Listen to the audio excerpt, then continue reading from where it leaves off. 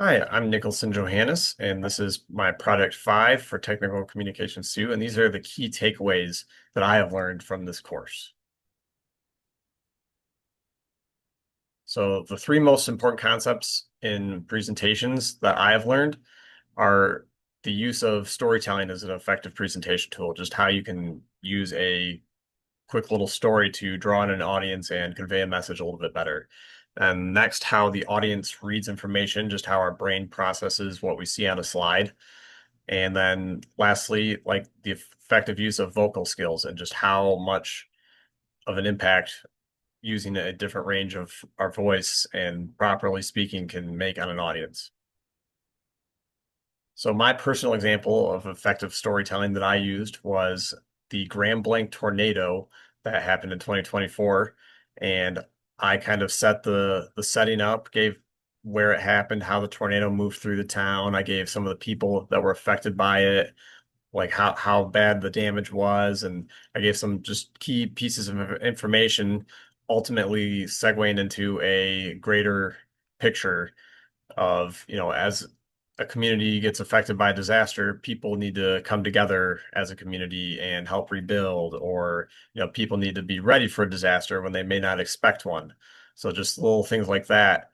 Um, I brought together a bigger picture just by telling a simple story. Like the power of storytelling, though, is like we can use like concise and exact wording. You don't want to use too many words and you go too far off topic. You want to keep it nice and simple. We don't want our audience to lose focus.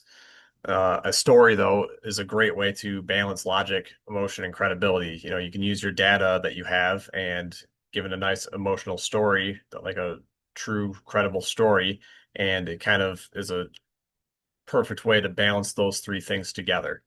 And this a story can be used to turn complex concepts into easily understandable ideas that the audience can follow and understand. So next is how the audience reads information that is presented to them. So typically we read in a left to right pattern. We zigzag from top to bottom down the page. So like we can use like tools to make certain things stand out in our presentations.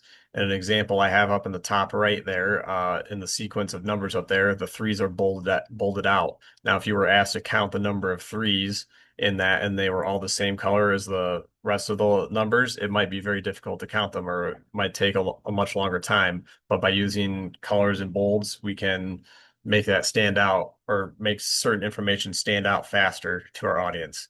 In a particular example that I used color in, I have had a graph in my presentation about Wayne County income and how it compared to other places around the United States. So clearly, as you can see, the colored bar is Wayne County, and that is the first thing that you see when you look at that graph. It stands out and really shows that important piece of information.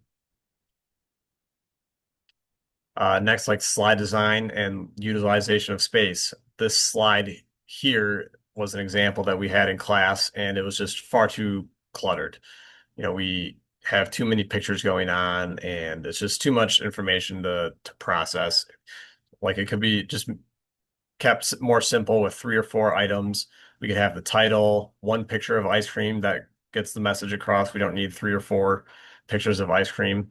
And then we could just have the ingredients listed out in nice big letters so everybody can read and follow along. And then lastly, how our voice affects our presentation. So we personally had to do an assignment where we read a paragraph and we had to practice changing our pitch and our power and all these things with our voice so we didn't sound monotone or boring.